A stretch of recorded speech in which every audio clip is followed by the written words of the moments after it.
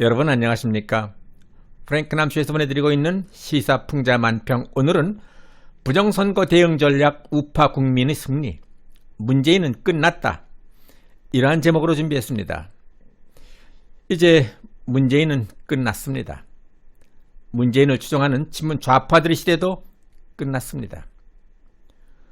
운동경기에서 반칙을 한 선수에게 심판은 옐로우 카드 또는 레드 카드를 주게 되는데, 이번 4.15 총선은 반칙의 죄질이 가장 나쁜 레드 카드 정도를 훨씬 뛰어넘는 영구 제명과 검찰 고발, 탄핵으로 가는 최악의 반칙을 한 것입니다. 권투나 레슬링, 축구 같은 운동 경기에서 대체적으로 상대보다 실력이 모자라는 선수들이 반칙을 범하고 레드 카드를 받고 퇴장 명령을 당하는 경우를 보게 되는데, 이번에는 문재인이 레드 카드 수준 이상의 강력한 반칙 플레이로 인해서 퇴장당할 차례가 된 것입니다. 우리 우파 국민들은 저들과의 몇 차례 게임에서 패배를 당했습니다. 그러나 그 게임은 공정한 게임이 아닌 반칙 투성이의 형편없이 너티한 플레이에 의한 매우 추악한 경기였습니다. 2017년 대선은 드루킹 일당 김동원과 김경수에 의해서 141만 개의 조작 댓글에 약 1억여 건의 공감 클릭으로 시작부터 잘못된 반칙 선거였고, 청와대가 개입된 울산시장 선거, 2018년 6.13 지방선거 역시 당일 투표에서 앞서고 있었던 다수의 자유한국당 후보들이 사전투표, 우편투표가 집계되면서 역전패를 당한 수상한 선거, 이 역시 현재의 선관위에서 선거 조작에 의한 부정선거 논란이 끊이지 않았던 선거였습니다.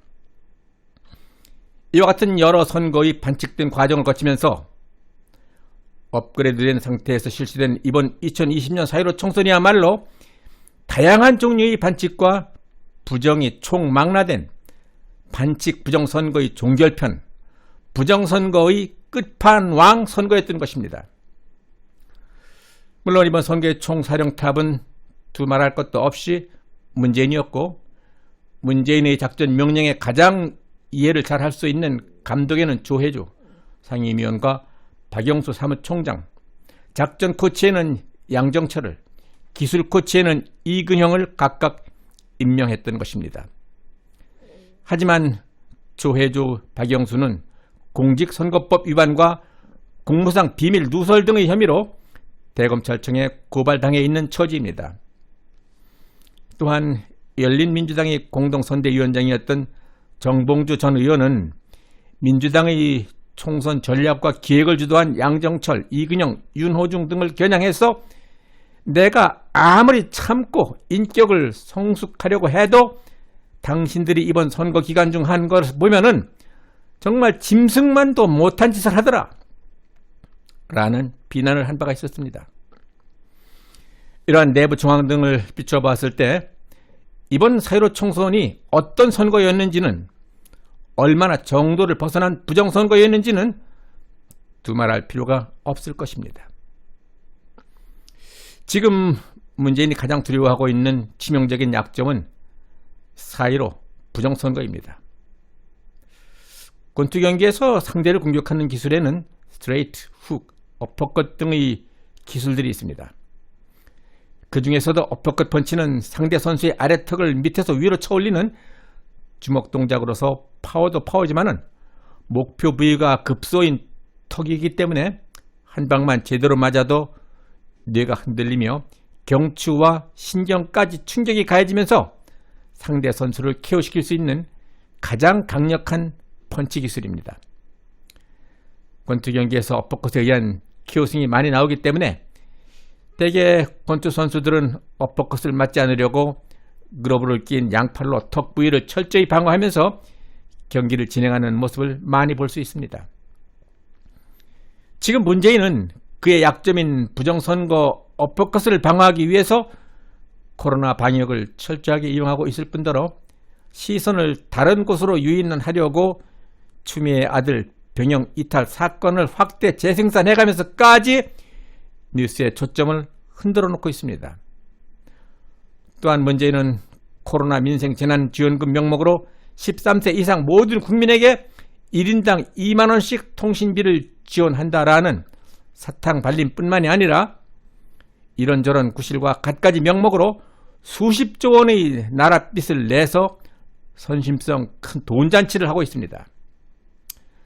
우리나라가 나중에 빚더미에 눌려서 제2의 IMF 사태가 발생하든 말든, 아시아의 베네수엘라가 되든 말든, 한국의 미래와 한국의 경제는 내가 알 바 아니고 우선은 나부터 살고 보자. 부정선거를 향한 강력한 어퍼컷 펀치 공격으로부터 살아남기 위한 처절한 몸부림이 아닌가 하는 생각을 갖게 합니다. 운동 경기에서보다 정치판에서의 승부의 세계는 더욱 냉혹하고 비정합니다. 보수 우파 국민들에 의해서 대한민국의 자유민주주의 승리 타이틀을 다시 되찾아올 수 있을 것인가?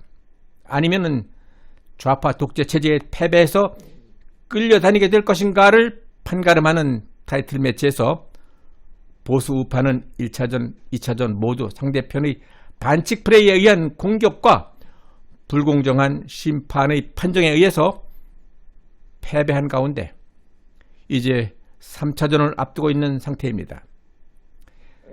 이제 3차전에서마저 상대편의 더티한 반칙 플레이에 의해서 또다시 패하고 만다면은 영영 자유민주주의의 승리 타이틀을 쟁취할 수 있는 기회는 사라지고 말 것입니다. 저들은 지금 금품으로, 현금으로, 협박으로, 심판은 물론 우파 쪽 선수 임원까지 은밀히 매수하고 있는 실정입니다. 그들의 작전은 그와 같이 악랄하고 치밀합니다. 우리에게도 지금은 상대편의 모든 작전 계획을 미리 간파해서 상대를 제압할 수 있는 패기 있고 유능한 감독이 필요합니다. 우리에게도 2002년 월드컵 경기에서 4강 신화를 이룩한 거스 히딩크와 같은 명감독이 필요한 시점입니다. 박지성, 황선홍, 안정환 선수 같은 유능한 선수를 발굴하고 조련시켜서 그들이 찬 공이 상대편 골망을 흔들 때마다 어퍼컷 골 세레머니로 포효하면서 선수들을 감싸 안아줄 정치판의 히딩크 감독이 필요한 때입니다. 젊고 박력있고 상대를 제압할 수 있는 패기와 용기가 있는 유능한 명장이 필요한 때입니다.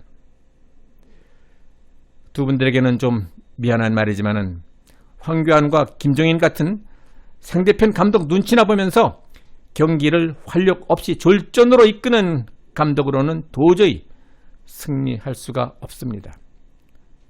우리 편 선수가 치고 나가면서 날카로운 공격을 하면은 박수를 치고 환호하면서 격려하고 응원을 못해줄 망정, 오히려 경고를 주면서 선수 교체를 시켜서 일부러 경기를 패하도록 유도하는 감독이 있는 한 우파의 승리는 요원한 일입니다.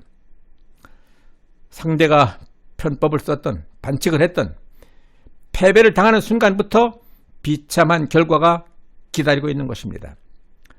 승리는 누가 그냥 가져다 주는 선물이 아닙니다. 승리는 쟁취하는 것입니다. 복싱 경기에서 모든 영광은 승자 독식입니다. 파나마에서 1977년 있었던 WBA 주니어 패러급 타이틀 경기에서 헥토르 카라스키아를 3회에 KO로 누르고 챔피언이 된 홍수환 선수.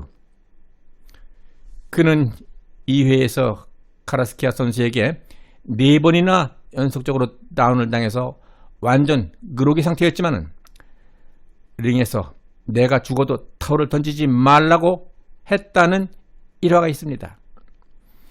패배를 안고 한국으로 돌아갈 수는 없다는 비장한 각오로 3회전이 시작되자마자 마지막 불꽃 투혼을 발휘해서 카라스키아 선수가 정신을 못 차릴 정도로 강한 펀치를 장렬시켜서 상대 선수를 KO로 눕히고 승리한 홍수환 선수는 영광스러운 챔피언 벤트를 차고 한국으로 금의 환영할 수 있었고 그 영광을 대한민국 국민과 함께 나눌 수 있었습니다.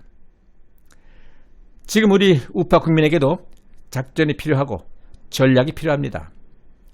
그러한 작전과 전략으로 승리를 이끌어낼 수 있는 한국 정치의 히딩크, 우파 정치를 승리로 이끌을 수 있는 명감독과 쓰러져도 다시 일어나서 기어이 상대를 KO로 제압하는 승부근성이 강한 선수들이 필요한 시점입니다. 우리 모두는 문재인의 치명적인 약점, 부정선거의 턱을 향한 어퍼컷 강펀치를 날려서 기어이 승리를 쟁취해낼 수 있는 명감독이 되어야 합니다. 우리 모두는 사전 5기의 승부근성으로 상대를 기어이 KO시키고 승리의 챔피언 벨트를 되찾고 말겠다라는 선수가 되어야 합니다. 우리의 기도와 우리의 열의에 의해서, 우리의 용감한 투쟁력과 피나는 노력에 의해서 대한민국의 자유민주주의 승리, 영광의 타이틀을 되찾아올 수 있는 그날은 하루하루 앞당겨질 수 있을 것입니다. 프랭크 남수에서 보내드리고 있는 시사만평은 부정선거를 향한 강한 펀치로 자유민주주의 승리, 영광의 타이틀을 획득하는 날까지 여러분들과 함께 할 것입니다. 여러분들이 구독과 좋아요 그리고 의견 참여 댓글은 제게 큰 힘이 될 것입니다. 끝까지 시청해 주신 여러분 대단히 감사합니다.